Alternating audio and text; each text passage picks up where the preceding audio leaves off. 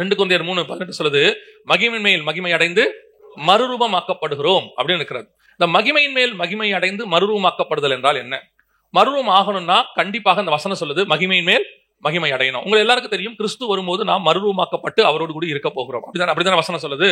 ரோமர் 8:29 சொல்லுது, குமாரனின் சாயலுக்கு ஒப்பாய் இருப்போம் என்று சொல்லுகிறது. 1 யோவான் 3:1-2 சொல்லுகிறது, அவர் வரும்போது அவர் இருக்கிற வண்ணமாய் நாம் அவரை தரிசிப்பதனாலே என்று சொல்லுகிறது. அப்ப நம்ம எல்லாருமே மறுரூபமாக போகிறோம்.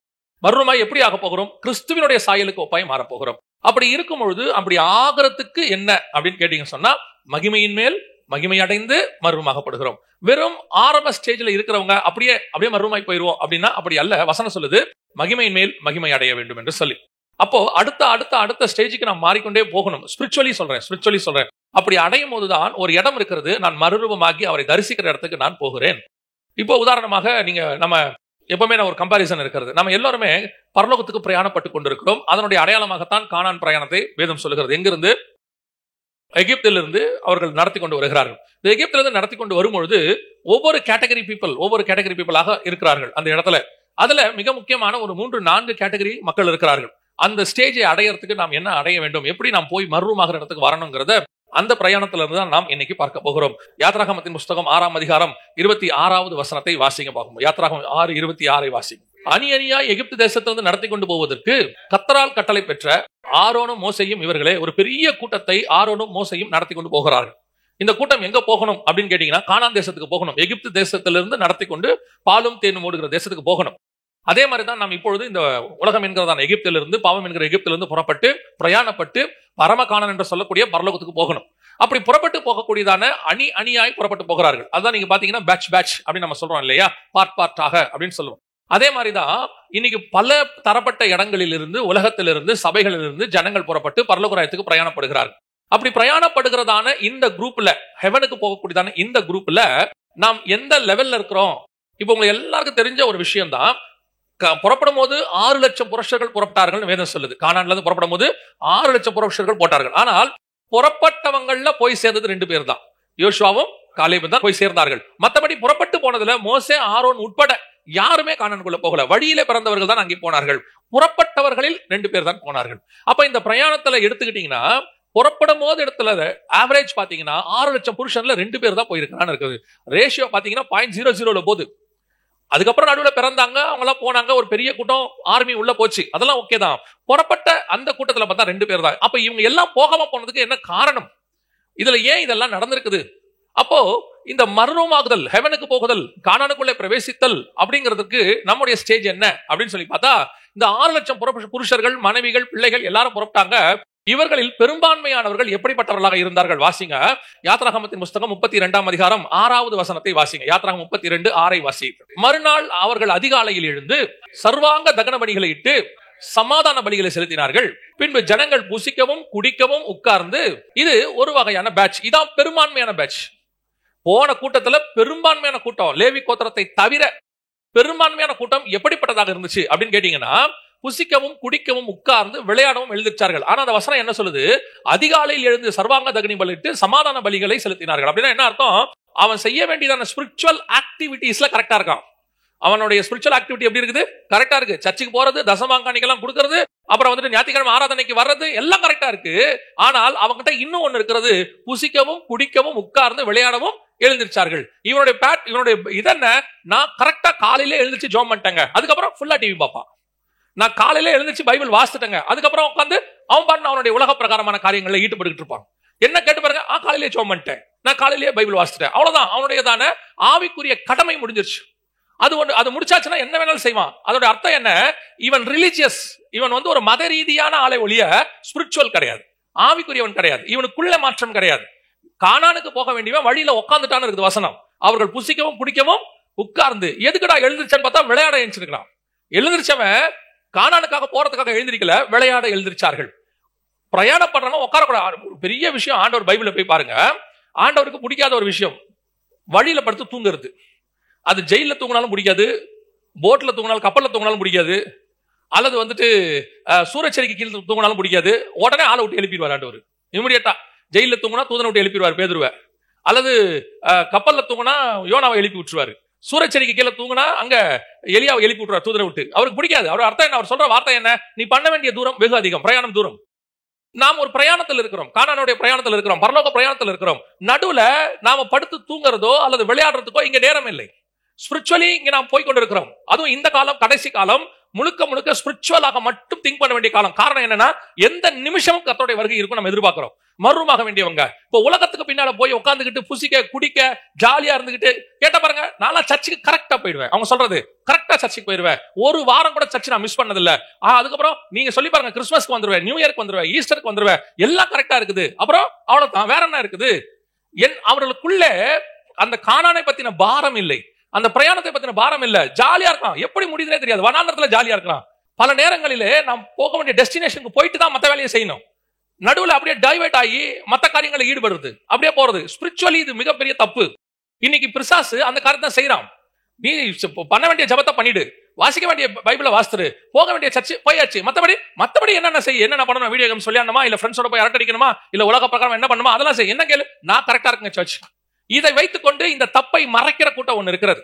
புசிக்கவும் குடிக்கவும் இவங்களுக்கு உலக பிரகாரமான எல்லாத்தையும் செய்யணும். ஆனா இதை செஞ்சு அந்த பைபிள் வாசிக்கிறதையும் ஜெபம் பண்றதையும் சர்ச்சுக்கு போறதையும் ஒரு ஷீல்டு மாதிரி வச்சுப்பாங்க. நீங்க பாஸ்டர் கேட்டு பாருங்க, நாங்களா கரெக்டா சர்ச்சுக்கு வரோம். ஆமா, கரெக்டா சர்ச்சுக்கு வரீங்க. வந்து என்ன பண்ணீங்க? என்ன மாற்றம் வந்துச்சு? இந்த வருகையில போறதுக்கோ அல்லது கிறிஸ்துவை சந்திப்பதற்கோ இல்ல உங்களுடைய ஆவிக்குரிய வாழ்க்கையில் இருக்கிற தரிசனத்தை நிறைவேற்றுவதற்கோ நீங்கள் என்ன செய்திருக்கிறீர்கள்? இல்லைங்க, அது வேற. நம்ம வேலையை பார்த்து சம்பாரிச்சு வேற பிள்ளைகளை பார்த்து அவங்களுக்கு கொடுத்து போய் அவங்களுக்கு வச்சுட்டு போய் அது இல்ல. இதான் புசித்து குடித்து விளையாடுதல். வேதம் சொல்லுது பரலோக ராஜ்யம் என்ன இல்லையாமா? ரோமர் 14:17 வாசிங்க. ரோமர் 14:17. தேவனுடைய ராஜ்யம் புசிப்பும் குடிப்பும் அல்ல, பரிசுத்த ஆவியினால் உண்டாகும். உங்களுக்கு இப்போ புசிப்பு குடிப்புல ஒரு சந்தோஷம் இருக்கு, இல்லனே சொல்லல. புசிப்பு குடிப்பு உலக பிரகாரமான காரியங்கள், அதுல ஈடுபடுதல், அதுல சந்தோஷப்படுதல், அதுல ஒரு சந்தோஷம் இருக்குது. அதுல எந்த மாற்று கருத்துமே இல்ல. ஆனால் அந்த சந்தோஷம் இல்ல, ஆவியினால் உண்டாகும் சந்தோஷமாய் இருக்கிறது. இதுக்கு நீங்க வந்து ஃபீல் பண்ணா மட்டும்தான், அல்லது இதுக்குள்ளாக போய் நீங்க போனா மட்டும்தான் உங்களுக்கு இந்த டிஃபரன்ஸ் தெரியும். கண்டிப்பாக நீங்கள் பாவம் செய்யும் போது அதுல ஒரு சந்தோஷம் இருக்குது. ஆவிக்குரியவர்களுக்கு நான் சொல்றேன், இங்க யாருமே பாவத்தை துக்கத்தோட பண்ணல. ஐயோ பாவம் செய்ய வேண்டி இருக்கே, நீங்க யாரும் செய்யல. பாவத்தை பாவம் செய்யும் போது அவனுக்கு அதுல என்ன இருக்கு?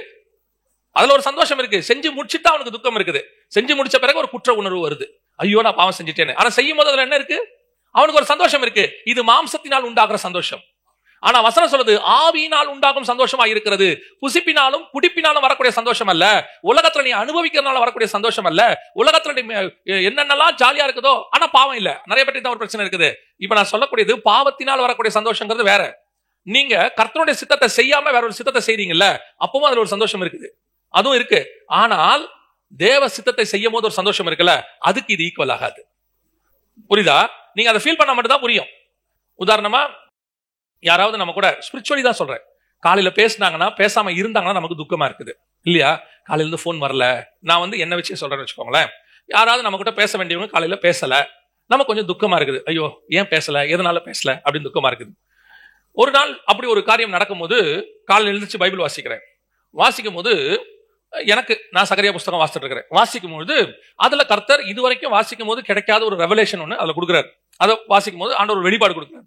அந்த வெளிப்பாடு வந்து அதை வாசிச்சு அதோட கனெக்டிங் வசனங்களுக்குள்ள போக போக போக இப்ப இவங்க பேசலன்னு ஒரு துக்கம் இருந்துச்சு இல்ல, அந்த துக்கமே மறந்து போச்சு. மறந்து போய் பரிசுத்த ஆவியினால் உண்டாகும் சந்தோஷம் வந்துருச்சு. அந்த நேரத்துல யார் போன் பண்ணாலும் எடுக்க தோணாது. நான் சொல்லுங்க புரியுதா?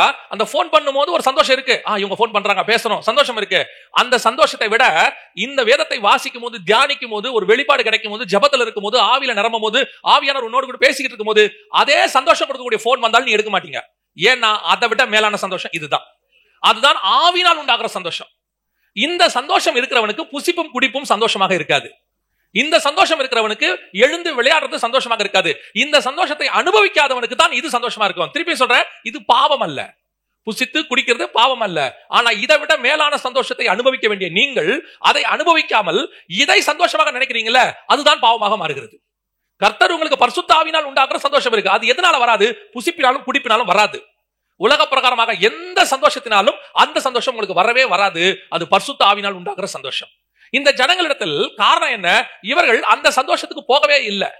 இவங்க பிரயாணத்துக்கு போனவங்க தான், கானானுக்கு போக வேண்டியவங்க தான். வழியில உட்காந்துட்டாங்க. போதும், நல்லா சாப்பிட்டோம், நல்லா குடிச்சோம், நல்ல ஜாலியா சிலர்லாம் சொல்லுவாங்க பாத்துறீங்களா, ஒரு சில யூத் மீட்டிங் போயிட்டு வந்தா நல்லா டான்ஸ் ஆடி கீடி எல்லாம் முடிச்சுட்டு வரும்போது பயங்கர ஜாலியா இருந்துச்சுல்ல அப்படிம்பா.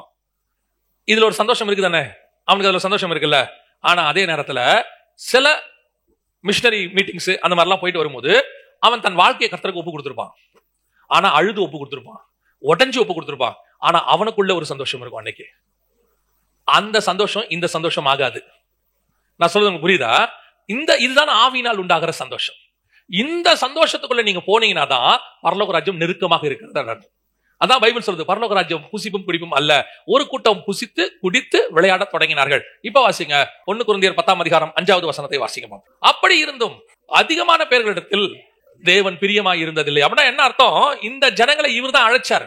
இவங்களும் அழைப்பு பெற்றவங்க, ரட்சிக்கப்பட்டவங்க, அதாவது எகிப்திலிருந்து மீட்கப்பட்டவங்க, ஆட்டுக்குட்டியின் ரத்தத்தினால தங்கள் நிலைக்காலில பூசப்பட்டு அதிலிருந்து விடுதலையானவங்க, மோசையினாலே செங்கடல்ல ஞானஸ்தானம் பெற்றவர்கள், அக்கினி ஸ்தம்பம் மேகஸ்தம்பத்தினாலே ஞானஸ்தானம் பெற்றவர்கள். உங்களுக்கு என்னையும் பத்தி சொல்றேன். இந்த காலத்துல எடுத்துக்கிட்டோம்னா இயேசுவினால கழுவப்பட்டு தண்ணியில பரிசுத்தாவில அக்னியில ஞானஸ்தானம் பெற்று பிரயாணப்பட்டுக்கிட்டு இருக்கிற சபையில் இடத்துல வேதம் சொல்லுகிறது, அப்படி இருந்தும் அவர்களில் அதிகமான பேரிடத்தில் தேவன் பிரியமா இருக்கல. ஏன் பிரியமா இருக்கல? இவன் புசித்து குடித்து விளையாடுற கூட்டம். இது அந்த சந்தோஷம் அல்ல. அவர்கள் கொடுக்கிற சந்தோஷம் அநித்தியமானது, இந்த சந்தோஷம் நித்தியமானது. இது கானானுக்குள் கொண்டு போய் சேர்க்கக்கூடியதாக இருக்கிறது.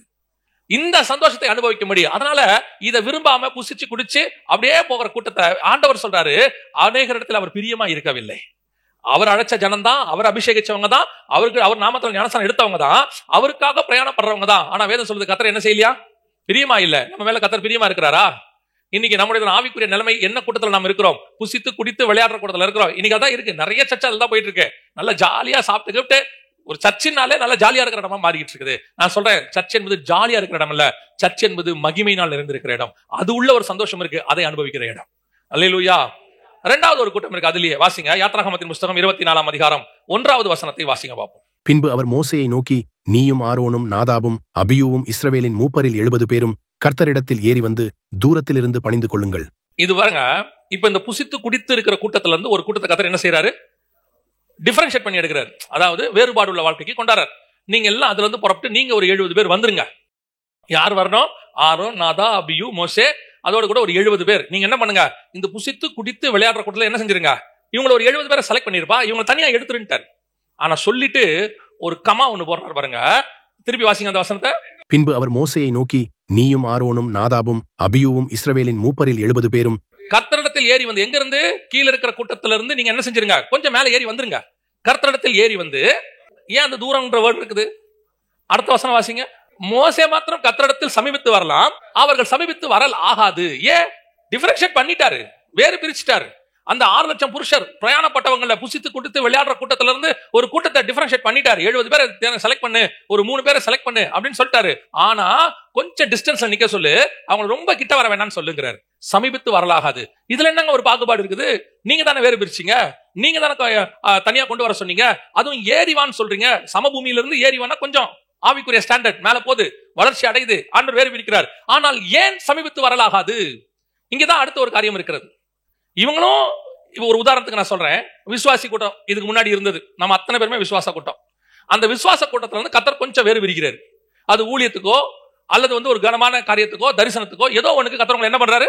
வேறு விரிக்கிறார். ஆனா கொண்டு வரவர் சொல்லிட்டாரு, அந்த டிஸ்டன்ஸ்லயே அவன் இருக்கட்டும், ரொம்ப கிட்ட வர வேணாம்னு சொல்றாரு. ஏன்? இவர் தான் சூஸ் பண்ணாரு, இவர் தான் ஊழியத்துக்கு அழைச்சாரு, இவர் தான் எல்லாம் செஞ்சாரு, மேல வான்னு சொன்னாரு. வர சொன்னவர் ஏன் ஒரு குறிப்பிட்ட டிஸ்டன்ஸ்ல நிக்க சொன்னாரு? வாசிங்க 11 வசனத்தை வாசிங்க பார்ப்போம். தம்முடைய கையை நீட்டவில்லை, அவர்கள் தேவனை தரிசித்து. யாரு இவங்க? என்ன பண்ணிருக்காங்க? கீழே இருக்கிற கூட்டம் கிடையாது, கொஞ்சம் ஸ்பிரிச்சுவலி வளர்ச்சி தான். தேவனை தரிசிக்கிறாங்க, மகிமை தெரியுது, கர்த்தரை பாக்குறாங்க, அவருடைய அந்த சொகுசாவி போல இருக்கிறாரு, எல்லாம் தெரியுது அவங்களுக்கு, எல்லாம் பாக்குறாங்க. ஓ சூப்பர், காட பாக்குறாங்க. சரி, தேவனை தரிசித்து பின்பு புசித்து. இவங்கிட்டையும் அதே பிரச்சனை தான் இருக்குது. ஆனா இவன் புசித்து கொடுத்தது கீழே உள்ளவங்களோட இல்ல, கொஞ்சம் டிஃபரெண்டா மேல வந்து. இவங்கிட்டையும் வேற ஒரு ப்ராப்ளம் இருக்குது. ஆவிக்குரிய வாழ்க்கையில வளர்ச்சி இருக்குது, கர்த்தர் வேறு பிரிக்கிறாரு, அழைப்பு கொடுக்கிறாரு, மினிஸ்ட்ரி இருக்கு. ஆனா வரும்போது இந்த சாப்பாடு இவனுக்கு எங்க இருந்து வந்திருக்கும் நினைக்கிறீங்க? மேல வந்தால வந்து புசித்து குடித்தார்கள். அப்ப இந்த சாப்பாடு அவனுக்கு எங்க இருந்து வந்திருக்கும்? வரும்போதே எடுத்துட்டு வந்துட்டான். என்னதான் ஆவிக்குரிய வாழ்க்கையில மேல வந்தாலும் ஒரு சிலருக்கு கீழே இருக்கிறது மேல இருக்கும், அதை கூடவே தூக்கிட்டு வருவான்.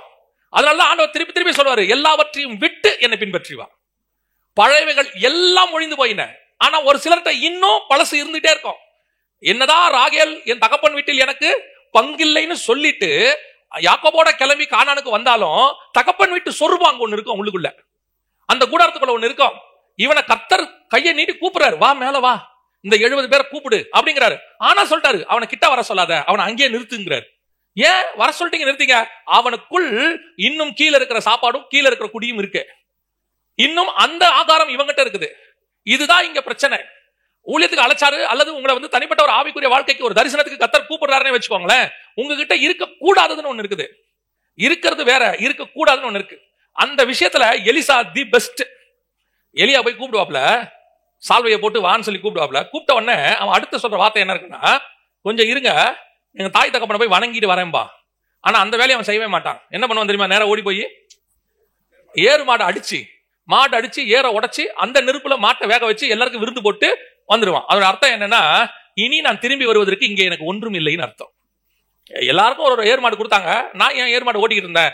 எப்ப எனக்கு காலிங் வந்துருச்சோ பழையவர்கள் எல்லாம் ஒழிந்து போயின, இனி எங்கிட்ட ஒண்ணுமே கிடையாது. இதுதான் இன்னைக்கு ரொம்ப இம்பார்ட்டன்ட். அதாவது இயேசு கிறிஸ்து 12 பேரை அழைச்சாரு, 70 பேரை அழைச்சாரு. அதே தான் இதுவும், இதே தான் காரணம் அங்கதான் இருக்கு. ஆண்டவர் அங்க 70 பேர் அழைச்சு ஒரு 3 பேரை மருமலை கூட்டு போவாரு. இங்க ஆரோன், நாதாப், அபியோ ஒரு 70 பேர் கூட்டு போறாரு. ஆனால் வந்தவங்க அத்தனை பேர்கிட்டையும் பழசு கொஞ்சம் இருந்துச்சு, அத்தனை பேர்ட்டையும் இருக்குது. ஒரு பிரச்சனை வந்த உடனே ஒருத்தன் சொல்றான், வாங்க மீன் பிடிக்க போகிறேன்.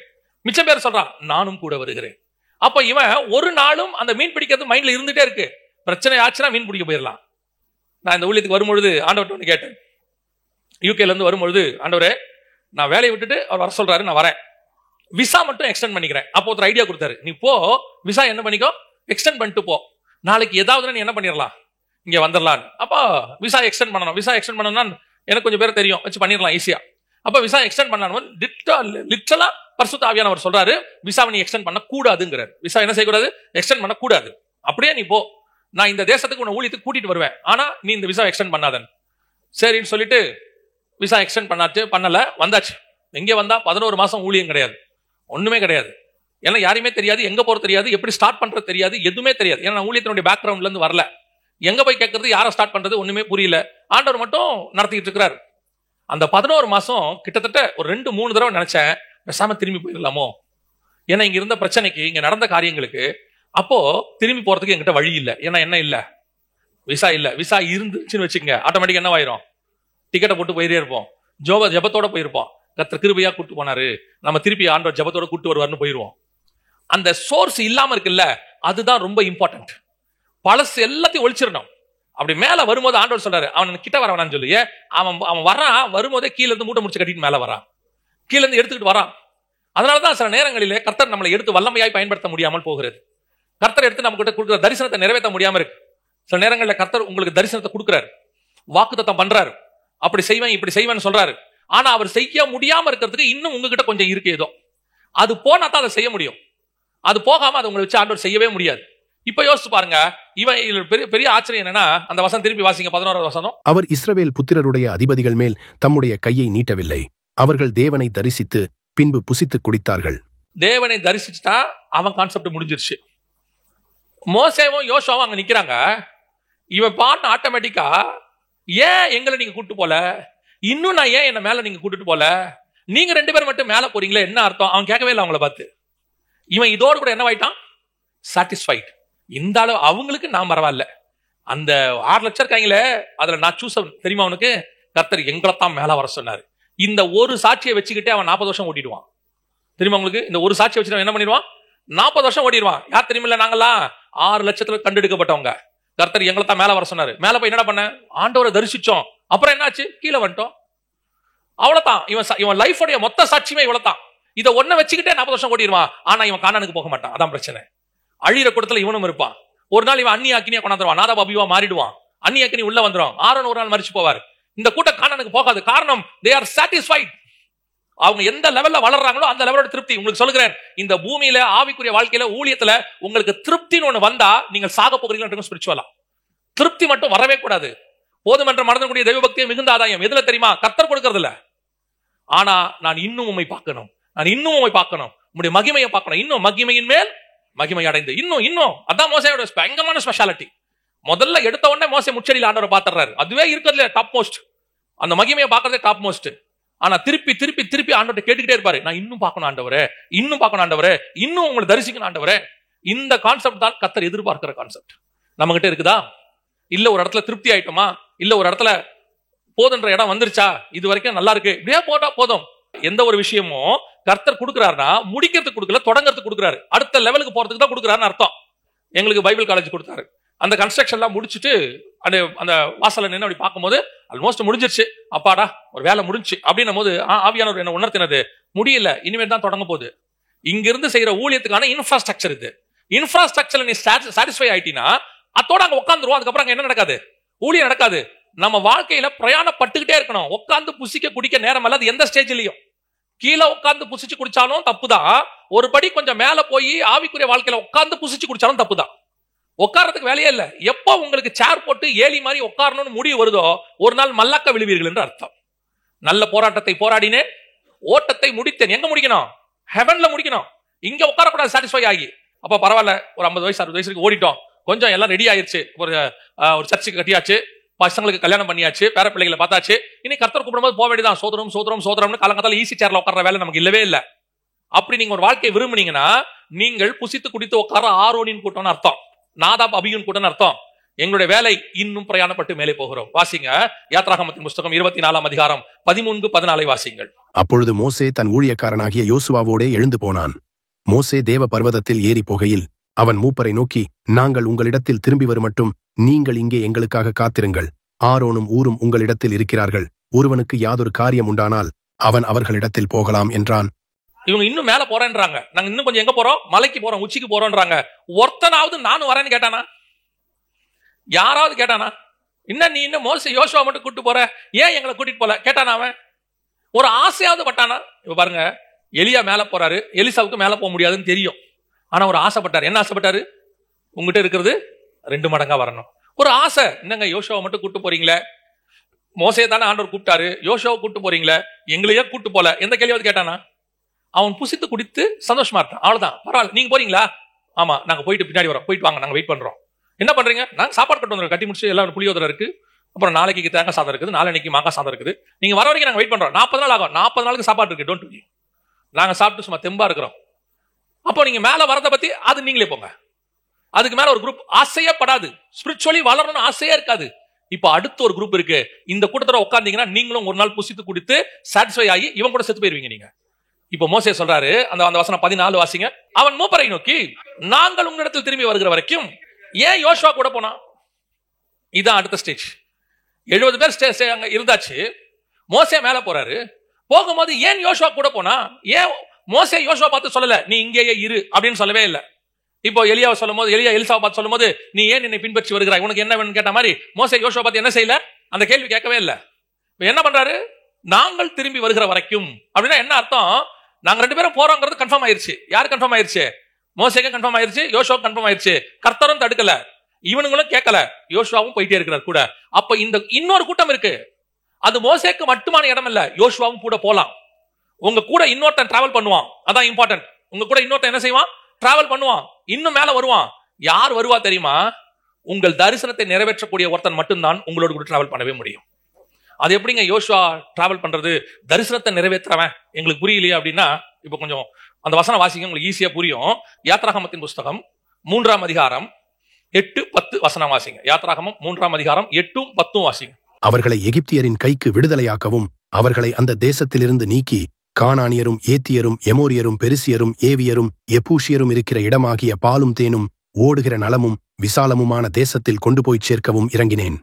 கொண்டு போய் சேர்க்கவும் இறங்கினேன். 2 வேலை சொல்றாரு. ஒன்று விடுதலையாக்கவும், இன்னொன்று கொண்டு போய் சேர்க்கவும் இறங்கினேன். 10வது வசனம், நீ இஸ்ரவேல் புத்திரராகிய என் ஜனத்தை எகிப்திலிருந்து அழைத்து வரும்படி உன்னை பார்வோனிடத்துக்கு அனுப்புவேன் வா என்றார். அடுத்து அவ்வளவுதான் இருக்கு. அதுக்கப்புறம் மோசே பேச ஆரம்பிச்சிட்டாரு. கர்த்தர் சொன்னது 2 வேலை. ஒன்று, நீ எகிப்தின் கைக்கு ஜனங்களை என்ன ஆக்குவாய்? விடுதலை ஆக்குவாய். 2, நான் கொண்டு போய் பாலும் தேன் ஓடுகிற தேசத்தில் சேர்ப்பேன். இந்த 2 வேலையில ஒன்னு நீ செய்வ, எகிப்தின் கைக்கு உன்னை என்ன செய்வ? இஸ்ரவேல் ஜனங்களை விடுதலை ஆக்குவ. 2வது வேலை யார் செய்யணும்? வாசிங்க யோசுவாவின் புஸ்தகம் 1ஆம் அதிகாரம் 6வது வசனம் வாசிங்க. பலம் கொண்டு திடமனதா இரு, இந்த ஜனங்களின் பிதாக்களுக்கு நான் கொடுப்பேன் என்று ஆணையிட்ட தேசத்தை நீ இவர்களுக்கு பங்கிடுவாய். அப்ப அந்த கர்த்தர் சொன்ன யாத்திராகமம் 3:8-10 உள்ள 2 வேலையில ஒன்னு மோசே கிட்ட இருக்கு, இன்னொன்னு யார்கிட்ட இருக்கு? யோசுவா கிட்ட இருக்கு. இந்த தரிசனத்தை நிறைவேற்ற ஒத்த தரிசனக்காரன் இருப்பான், அவன் மட்டும்தான் அவன் கூட மலைக்கு மேல ஏறி வர முடியும், மத்தவனால வர முடியாது. ஒரே தரிசனத்தில் 2 பகுதி, ஒரு அழைப்பினுடைய 2 பகுதி. இப்ப யோசிச்சு பாருங்க, நான் இப்ப சொல்ற எல்லாத்துலயுமே 2 இருக்கும். உங்களால முடிஞ்சா கொஞ்சம் அதை யோசிச்சு பாருங்க. ஒன்னு, ஃபர்ஸ்ட் எலியா, எலிசா. எலியாவுடைய வேலை என்ன? வானத்துல இருந்து அக்கினி இறக்கி இஸ்ரவேல்ல சுத்திகரிச்சு எல்லாம் பண்ணணும். அடுத்து எலிசா போய் ஆகாபையும் இவனை ஆசகேலையும் அபிஷேகம் பண்ணி ராஜாக்கள் ஆசாரிகளை உருவாக்கணும். இவங்க 2 பேரும் சேர்ந்தது ஒரு மினிஸ்ட்ரி. இப்போ யோவான் இயேசுக்கு வழி ஆயத்தம் பண்ணணும், யோர்தான் வரைக்கும் வேலை பார்க்கணும். இயேசு கிறிஸ்து ஊருக்குள்ள வேலை பார்க்கணும், யோர்தானை தாண்ட மாட்டார், ஊருக்குள்ள வேலை பார்க்கணும். இவங்க 2 பேரும் சேர்ந்து ஒரு ஊழியம் பண்ணணும். ஒரு தரிசனத்தினுடைய 2 பகுதி. நான் சொல்றது உங்களுக்கு புரியுதா? இந்த மாதிரி ஒரு தரிசனத்துடைய 2 பகுதி நிறைய பேருக்கு இருக்கும். 2 பேர் சேர்ந்து செய்வாங்க ஒரு வேலையை, 2 பேர் சேர்ந்து செய்வாங்க. இதேதான் மோசே விடுதலை ஆக்குவாரு, யோசுவா கொண்டு போய் சேர்ப்பாரு. நல்ல கவனிங்க, தாவீது ஒரு வேலை செய்வாரு, முடிக்கிற வேலையை சாலமோன் செய்வார். புரியுதா? யோவாபும் தாவீதும் சேர்ந்து ஒரு வேலை செய்வாங்க. யோவாபு போய் நீர்நிலைகள் உள்ள பட்டணத்தை பிடிப்பான், தாவீது போய் உள்ளுக்குள்ள இருக்கிற பட்டணத்தை பிடிப்பான். 2 பேரும் சேர்ந்து ஒரு ஊரை பிடிப்பாங்க. 2 பேரும், அதாவது ஒரு தரிசனத்தை சேர்ந்த 2 பேர், 2 பேரும் சேர்ந்து தான் அந்த தரிசனத்தை நிறைவேற்ற முடியும். அந்த தரிசனம் உடைய ஆள் மட்டும்தான் உன் கூட உச்சிக்கு வர முடியும், இன்னொருத்தனால கூட வரவே முடியாது. அவன் வேற தரிசனம் உள்ளவன், அவன் பாதியில உட்காந்துருவான், சாப்பிடுவான், எல்லாம் முடிச்சிருவான். ஆனா உங்க கூட யார் கடைசி வரைக்கும் உச்சி வரைக்கும் பிரயாணப்படுவான் தெரியுமா? உன் தரிசனத்தோடு கூட அவன் தரிசனம் பிக்ஸ் ஆயிருக்கும். 2 பேருக்கு ஒன்னா இருக்காது. இவனும் விடுதலையாக்குவான், அவனும். அந்த கான்செப்டே கிடையாது. விடுதலையாக்குற வேலையில யோசுவாவே கிடையாது. யோசுவாவையே யார் தான் விடுதலையாக்குனது? மோசே தான். ஆனா கொண்டு வந்த ஜனங்களை கொண்டு போய் சேர்க்கிற வேலை யோசுவா கிட்ட இருக்கு. இது வேறு, அது வேறு. ஆனா 2ம் சேர்ந்தது ஒரு வேலை. நான் சொல்றது உங்களுக்கு புரியும் நினைக்கிறேன். ஒரு காயின்ல இந்த பக்கம் பார்த்தா நம்பர் இருக்கும், 1 2 5 இருக்கும், இந்த பக்கம் பார்த்தா தலை இருக்கும், ஹெட். இதுக்கு அதுக்கு சம்பந்தம் இல்லை. ஆனா 2 சேர்ந்ததா ஒரு காயின். எது ஒண்ணு இல்லனாலும் வேல்யூ கிடையாது. அதே மாதிரி தான் உனக்கு ஒரு கர்த்தர் அழைப்பு வச்சிருக்கிறார். அந்த அழைப்பை நிறைவேற்றுகிற இன்னொருத்தன் உன் கூட இருப்பான். இவங்க 2 பேரும் சேர்ந்தா மட்டும்தான் எங்க வர முடியும்? மலை உச்சிக்கு வர முடியும். இல்லைன்னா இன்னொருத்தன் வர முடியாது, அந்த மலை உச்சிக்கு வர முடியாது. அந்த ஆளு தேராக இருந்தா ஆறான்ல தங்கிடுவான். சம்பந்தம் இல்லாத ஆள் வந்தானா. நிறைய நேரத்தில் நம்ம என்ன பண்ணுவோம் தெரியுமா? நமக்கு ஆசை இருக்கும். இப்போ மோசே கிட்ட யோசுவாவை நிக்க வச்சுட்டு ஆரோனி நிக்க வச்சுட்டு, மோசே நீ யாரை கூட்டிட்டு மேல போறனா? மோசே நார்மலா யாரை சொல்லுவாரு? ஆரோனை தான் சொல்லுவாரு, இல்லையா? அதான் நான் சொல்றது மாம்சத்தின்படி. கேட்டா யார சொல்லுவாரு? ஆரோன் வந்து லேவி கோத்திரம், அவன் தான் கூட வந்து பார்வோன்கிட்ட இவ்வளவு வேலை பார்த்திருக்கான், விடுதலை ஆக்கி இருக்காங்க, இவ்வளவு வேலை இருக்குது, ஆசாரிப்பு தலைவனா இருக்கிறான், பிரதான ஆசாரியன். சோ இவ்வளவு இருக்கும்போது எனக்கு நல்ல பழக்கப்பட்ட ஆள் யாரு? ஆரோன். லேவி கோத்திரம், ஒரே கோத்திரம், நாங்கெல்லாம் ஒண்ணு மண்ணா இருக்கிறோம். எனவே யாரு? என் சொந்தக்காரன், நாங்கெல்லாம் ஒரே ட்ரைபு. இவனை தான் சூஸ் பண்ணணும். ஆனா இவனை கர்த்தர் யாரை கொடுக்கிறாரு? யோசுவா யாரு? எப்புனையின் குமாரன், எப்ராயிம் கோத்திரம். யாரு? எகிப்துல இருந்து வந்தவன். நம்ம யோசேப்புடைய 2 பசங்கள்ல ஒருத்தன் தான் எப்ராயிம். சம்பந்தம் இல்லாத கோத்திரம். அவனை கொண்டு வந்து இவன் கூட இணைக்கிறாரு. இவன் யாரு? எந்த லேவி கோத்திரமும் இல்ல, ஆசாரித்துவம் தெரியாது, ஒண்ணும் தெரியாது. ஆனா இவனும் அவனும் சேர்ந்தாதான் ஒரு தரிசனம். இங்க தான் நீங்களும் நானும் பல மிஸ்டேக் பண்றோம். இது கல்யாணத்துல இருந்து ஆரம்பிக்கும். எந்த ஒரு காரியத்திலுமே நாம என்ன பாக்குறோம்? நம்மளுடையதான மைண்ட் செட்டுக்கு ஏத்தாலு, நம்முடையதான லைஃப் ஸ்டைலுக்கு ஏத்தாலு, எனக்கு நான் சொல்றத புரிஞ்சுக்கிற ஆளு, ஆண்டவர் நம்மளை போய் சேர்க்கிறது எல்லாமே பர்ஃபெக்ட்டா மைண்ட் செட்டுக்கு ஏத்த மாதிரி, எனக்கு பிடிச்ச மாதிரி, நான் சொல்றதை கேட்கிற மாதிரி, எனக்கு கீழ்படிற மாதிரி இருக்கவே இருக்காது. மோசே மலைக்கு மேல கையை தூக்கணும், யோசுவா கீழே சண்டை போடணும். மோசே கையை தூக்கணும், மோசேக்கு வலிக்குமா வலிக்காதா? வலிக்கும் தானே? வலிக்குமா வலிக்காதா? யோசுவாக்கு வலிக்குமா வலிக்காதா? காலையில இருந்து கீழே சண்டை போடுறானே, வலிக்குமா வலிக்காதா? யோசுவா கையை யார் பிடிச்சது? பிடிக்கல. ஆனா இது 2ம் சேர்ந்தாதான் சக்சஸ். இல்லைன்னா அந்த மிஷன் சக்சஸ் ஆகாது. யோசுவா மேல பார்த்தா மோசே அப்படி கை பிடிச்சு 2 பேர் பிடிச்சிட்டு இருப்பாங்க. கீழே இருந்து யோசுவாக்கு எப்படி இருக்கும்? அவரை பார்த்தா கீழே சண்டை போட்டுக்கிட்டு இருக்கிறேன், 2 பேர் கையை அமுக்கி விட்டுக்கிட்டு இருக்கிறானுங்க மேல. இந்த ஆள் என்ன கீழே சண்டை போட சொல்லிட்டு என்ன ஜாலியாகிறான்ல மேல. தோணுமா தோணாதா? கீழே இருந்து பார்க்கும்போது அப்படித்தானே தோணும்ல. ஆனா அங்க இருக்கிற மோசேக்கு தான் தெரியும், நான் கையை தூக்கல நீ செத்த, நான் இறக்கனே நீ தோத்து போயிருவேன். இது என்னங்க காம்பினேஷன்? இதுதான் காம்பினேஷன். இது 2ம் சேர்ந்ததான் தரிசனம். இதை கொண்டுதான் கர்த்தர் ஒரு மிஷனை நிறைவேற்றுவார். ஏற்ற துணை நான் அடிக்கடி சொல்லுவேன். ஏற்ற துணைனா என்ன தெரியுமா? ஏற்ற துணைனா எதுக்குமே ஒத்து வராது, ஒரே ஒண்ணுக்கு தான் ஒத்து வரும். அதுக்கு பேர் தான் ஏற்ற துணை. நீங்க நட்டு போல்ட்டு பாத்திருக்கீங்களா? நட்டும் போல்ட்டும் பாத்திருக்கீங்களா? இது 2ம் சேர்ந்து இப்ப கடையில போய் நட்டு கட்டணும், ஒரு நட்டு போல்ட்டையும் சேர்த்தானே கொடுக்குறாங்க, 2 சேர்த்தானே கொடுக்குறான். பிரிச்சு பாருங்க, 2த்துக்கும் சம்பந்தமே இருக்காது. இது நீளமா இருக்கும், அது ரவுண்டா இருக்கும். கரெக்ட் தானே?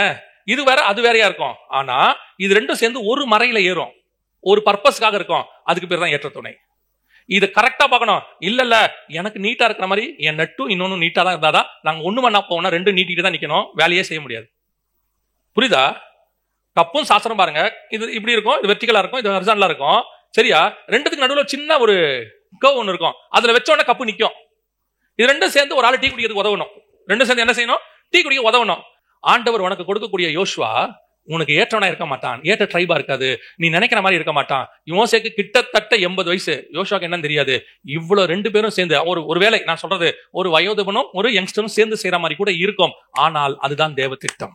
இவங்க 2 பேர் தான் மேல பிரயாணம் பண்ண முடியும், உச்சிக்கு போக முடியும். மத்தவன் கீழே புடிச்சு தான் குடிப்பான். நீ உன் கோத்திரத்துல கீழே வந்தவன் அத்தனை பேரும் பாருங்க மோசேயோட கோத்திரம். கீழே 3 பேர் உட்கார்ந்தான்ல, ஆரோன், நாதாப், அபியூ. 3 பேரும் யாரு? லேவி கோத்திரம். ஆரோனின் வம்சம், லேவி கோத்திரம். ஆனா இவன் எவனுமே யார் கூட டிராவல் பண்ண முடியல? மோசே கூட டிராவல் பண்ண முடியல. மோசே கூட யாரால் டிராவல் பண்ண முடியுது? யோசுவா. அவன் யாரு? எப்புனையன் குமார். அவன் யாரு? எப்ராயிம். அவன் தான் டிராவல் பண்ண முடியுது. அப்ப நான் இந்த உலக பிரகாரமான கான்டாக்ட்ஸை வச்சுக்கிட்டு பார்த்துக்கிட்டே இருந்தேன்னா எதுவுமே செய்ய முடியாது. அதனாலதான் திருப்பியும் சொல்றேன், பல நேரங்களிலே கர்த்தர் உங்களை என்னையும் இந்த கான்ட்ராஸ்டான பீப்புளோட இணைப்பார். ஆனால் அவருடைய தரிசனம் ஒன்றாக இருக்கும். அவன் உங்களுடைய தரிசனத்தை தொடர்ந்து செய்கிறவனாக இருப்பான். அவன் கூட டிராவல் பண்ணுங்க, உங்களுக்கு பிரச்சனையே வராது. நான் சொல்றேன், பிரச்சனையே வராது. ஆனா கர்த்தர் ஏன் அப்படி இணைக்கிறாருன்னா, அந்த தரிசனம் 2 பேருக்குள்ள வச்சுதான் அவர் பிக்ஸ் பண்ணி வெளியே அனுப்புறாரு. நீங்க அந்த ஆளை செலக்ட் பண்ணீங்கன்னா தான் இன்னும் மேல போக முடியும். இல்ல நீங்க தேராக செலக்ட் பண்ணிட்டீங்க, ஆறாண்டுல தங்கிடுவீங்க, போக மாட்டீங்க. லோத்துவை செலக்ட் பண்ணிட்டீங்க, வாக்குவாதம் வந்துடும். நீங்க அவங்க யாருமே செலக்ட் பண்ணக்கூடாது. நீங்க யாரை செலக்ட் பண்ண தெரியுமா? சாராளை செலக்ட் பண்ணிட்டு போயிட்டே இருக்கணும். சாராளுக்கு சரீரம் செத்து போச்சு, பரவாயில்ல கூட்டு போ. இதனால ஒரு லாக்கியம் இல்ல, பரவாயில்ல கூட்டு போ. இதை வச்சு உன் வாக்குத்தத்தை நிறைவேற்ற நான் வல்லமை உள்ளவராக இருக்கிறேன். அல்லேலூயா. சரி, இதோட பிரயாணம் முடிஞ்சிருச்சா அப்படின்னு கேட்டீங்கன்னா பிரயாணம் முடியல. நான் இப்ப மலை உச்சிக்கு வந்துட்டேன். மலை உச்சிங்கிறது ஒரு நல்ல அனுபவம் தான், ஆவிக்குரிய வாழ்க்கையில நல்ல அனுபவம் தான். நல்லா மேல அந்த 6 லட்சம் புருஷர் மாதிரி நான் கிடையாது, அந்த 70 பேர் மாதிரி நான் கிடையாது, அந்த 3 பேர் மாதிரி கிடையாது. நல்ல வெளிப்பாடு, கர்த்தர் சோத்திரம், கர்த்தர் நிறைய காரியங்கள் சொல்லி தராரு, ஊழியம் வளர்ந்துருக்குது, நிறைய பேர் சொல்றாங்க, எல்லாம் இருக்குது. பட் இதோட எண்டு முடிஞ்சிருச்சானா இல்ல. கடைசியா வாசிங்க, சொல்லிட்டு முடிக்கிற. யாத்ராகமத்தின் புஸ்தகம் 24ஆம் அதிகாரம் 18வது வசனத்தை வாசி. மோசே மேகத்தின் நடுவிலே பிரவேசித்து மலையின் மேல் ஏறி இரவும் பகலும் 40 நாள் மலையில் இருந்தான். நல்லா கவனிங்க. வந்தது என்னமோ மலை உச்சிக்கு 2 பேர் தான் வந்தாங்க. ஆனா வசனம் சொல்லுது மோசே அங்கிருந்து எங்க போயிட்டான்? மேகத்துக்குள்ளாக போயிட்டாருன்னு வசனம் சொல்லுது. மோசே மேகத்தின் நடுவிலே பிரவேசித்து மலையின் மேல் ஏறி இரவும் பகலும். இங்க யோசுவா இல்ல பாருங்க. என்ன இல்ல? யோசுவா இல்ல. அப்படின்னா என்ன அர்த்தம்? தரிசனம் உள்ளவன் எல்லாம் வரலாம், ஆனா உனக்குன்னு ஒரு டெஸ்டினேஷன் வச்சிருக்காரு. நீ அட்டைன் பண்ண வேண்டிய இடம் ஒண்ணு இருக்குது. அந்த இடத்துக்கு கர்த்தர் உன்னை மட்டும்தான் கொண்டு போவார். அது உனக்குன்னு பிக்ஸ் பண்ணது. அந்த மாதிரி இதான ஒரு இடம் ஒவ்வொருத்தருக்கும் கர்த்தர் வச்சிருக்காரு. Each and everybody. ஒரு மலையில பல பக்கம் யார் வேணாலும் ஏறலாம், அத்தனை பேர் மேகத்துக்குள்ள போலாம். ஆனா போகிறது அங்கதான் இருக்கு. நாம அந்த மேகத்துக்குள்ள போகிற இடத்துக்கு வந்திருக்கிறோமாங்கிறதா கேள்வி. இப்ப இந்த 4 கூட்டம் இருக்கு. இந்த மேகத்துக்குள்ள போகிறான் பாருங்களா, அவனுக்கு தான் வெளிப்பாடு இருக்கும். அவன் தான் தேவனை முகமுகமா தரிசிப்பான். அவன் தான் கர்த்தருடைய சத்தத்தை கேட்பான். இவங்க எல்லாம் தேவனை பார்ப்பாங்க, வேற ஒன்றும் தெரியாது. அவ்வளவுதான், பார்த்தாச்சு, சாப்பிட்டாச்சு, சாட்டிஸ்ஃபைட். இவன் இன்னும் கொஞ்சம் மேல வருவான். ஓரளவுக்கு அந்த மகிமையின் காட்சி, அந்த மேகத்துல அந்த காட்சி எப்படி இருந்துச்சு அந்த வசனம் சொல்லும். 17வது வசனம். மலையில் கொடுமுடியிலே கர்த்தருடைய மகிமையின் காட்சி இஸ்ரவேல் புத்திரருடைய கண்களுக்கு எப்படி இருக்குது? அது அவங்களுக்கு பார்க்கிறதுக்கு சும்மா சுட்டெரிக்கிற அக்னி மாதிரி இருக்கு. ஆனா உள்ளுக்குள்ள யார் இருக்கிறா தெரியுமா? மோசே இருக்கிறான். இந்த இடத்துக்கு தான் நீங்கள் நானும் வரணும், அந்த இடத்தை அச்சீவ் பண்ணணும். அதைத்தான் யோவான் சொல்றாரு, கர்த்தருடைய நாளில் நான் ஆவிக்கு உள்ளானேன். நான் 2ஆம் அதிகாரம் அப்போஸ்தலர் நடவடிக்கையிலே பரிசுத்த ஆவியை பெற்றுட்டேன். யாரு? யோவான் பெற்றுட்டாரு. அதுக்கப்புறம் காஸ்பல் சொல்லி சுவிசேஷம் சொல்லி, அதுக்கப்புறம் யோவான் எழுதுற சுவிசேஷம் எழுதி, அதுவே மகிமையானது. அதுக்கப்புறம் யோவான் பண்ண எத்தனையோ காரியங்கள் இருக்குது. முடவனை எழுப்பி நடக்க வைக்கிறாங்க, எவ்வளோ இருக்குது. இதுல எதுலையுமே அவர் சாட்டிஸ்ஃபை ஆகல. அவர் எங்க வந்து முடிக்கிறார் தெரியுமா? கர்த்தருடைய நாளில் நான் ஆவிக்கு உள்ளானேன். பரிசுத்தாவி எனக்குள் வந்தது ஒரு காலகட்டம், ஆவிக்குள் நான் போனது ஒரு காலகட்டம். அதான் பைபிள் சொல்லுது, மோசே மேகத்துக்குள் போனான், இவர் மகிமைக்குள் போனார், பரலோகத்துக்குள் பிரவேசித்தார். உங்களுக்கும் எனக்கும் கடைசி டெஸ்டினேஷன் அதான். வாசிங்க, முடிக்கலாம். 1 தெசலோனிக்கேயர் 4:16-17 வாசிங்கள் பார்ப்போம். 1 தெசலோனிக்கேயர் 4:16-17. ஏனெனில் கர்த்தர் தாமே ஆரவாரத்தோடும் பிரதான தூதனுடைய சத்தத்தோடும் தேவ எக்காலத்தோடும் வானத்திலிருந்து இறங்கி வருவார். அப்பொழுது கிறிஸ்துவுக்குள் மரித்தவர்கள் முதலாவது எழுந்திருப்பார்கள். பின்பு உயிரோடு இருக்கும் நாமும் கர்த்தருக்கு எதிர்கொண்டு போக மேகங்கள் மேல் அவர்களோட கூட ஆகாயத்தில் எடுத்துக் கொள்ளப்பட்டு இவ்விதமாய் எப்பொழுதும் கர்த்தருடனே கூட இருப்போம். இப்ப நீங்களும் எங்க போறோம்? மேகங்களின் மேல் மேல போக போகிறோம். இப்போ மேகத்துக்குள்ள நீங்க போகணும்னா நீங்க செய்ய வேண்டிய மிக முக்கியமான விஷயம், முதலாவதாக இந்த 6 லட்சம் புருஷர்ல இருந்து வேறுபட்டு கொஞ்சம் மலையில மேல ஏறணும். கொஞ்சம் உங்களை வேறுபடுத்தணும். இவங்களோட சேர்ந்து புசிச்சு குடிச்சு ஜாலியா இருக்கிறோம், எல்லாம் என்டர்டைன். அப்போ சிலர்லாம் சொல்லுவாங்க, ரொம்ப ஓவரெல்லாம் போக கூடாதுங்க. என்ன சர்ச்சுக்கு போறோம் வரோம் ரொம்பான்னு இருக்கிறோம், அவ்வளவுதான். ரொம்ப ஓவரா பரிசுத்தம் வசனம் தியானம் அதெல்லாம் ரொம்ப ஓவரா போவாதீங்கம்மா ஒரு குரூப். இப்ப இதை தாண்டி நீங்க இன்னொரு ஸ்டேஜுக்கு வந்துருவீங்க. இங்க வந்துரும். இப்ப நீங்க வேறுபட்டவங்க தான். அவங்களோட கம்பேர் பண்ணா உங்க ஸ்பிரிச்சுவல் லைஃப் நல்லா தான் இருக்குது. அவங்க கூட படிக்கிறவங்க, அவங்க கூட வேலை பார்க்கறவங்க, இவங்களோட கம்பேர் பண்ணும்போது நான் எவ்வளவோ பரவாயில்ல, என் கூட தங்கி இருக்கிறவங்களுக்கு நான் எவ்வளவோ பரவாயில்ல, என் கூட இருக்கக்கூடியதான ஃப்ரெண்ட்ஸுக்கு நான் எவ்வளவு பரவாயில்ல. ஒரு சின்ன டிஃபரன்ஸ் உனக்கு இருக்கு, கொஞ்சம் நீ வளர்ந்துருக்கிற. ஆனா அங்கேயும் உட்காருக்கிற இடம் இதோட திருப்தி அடையக்கூடாது. இன்னும் நீ பிரயாணம் பண்ணணும். எப்படி பிரயாணம் பண்ணணும் தெரியுமா? ஒரு தரிசனத்தோடு கூட பிரயாணம் பண்ணணும். மோசே கூட பிரயாணம் யோசுவா பண்ணும்போது ஒரு தரிசனம் இருக்கு. என்ன தரிசனம் இருக்கு? அவன் விடுதலை ஆக்குவான், நீ கொண்டு போய் சேர்ப்ப. அந்த தரிசனத்தோடு நீ பிரயாணப்படணும். பிரயாணப்பட்டு தரிசனத்தை நிறைவேற்றுறது மட்டும் உங்க வேலை இல்ல, அதையும் தாண்டி மேகத்துக்குள்ள போய் அவரை முகமுகமாய் சந்தித்து நான் அவரிடத்துல இருந்து வெளிப்பாடுகளை பெறுகிறவனாய் காணப்பட வேண்டும்.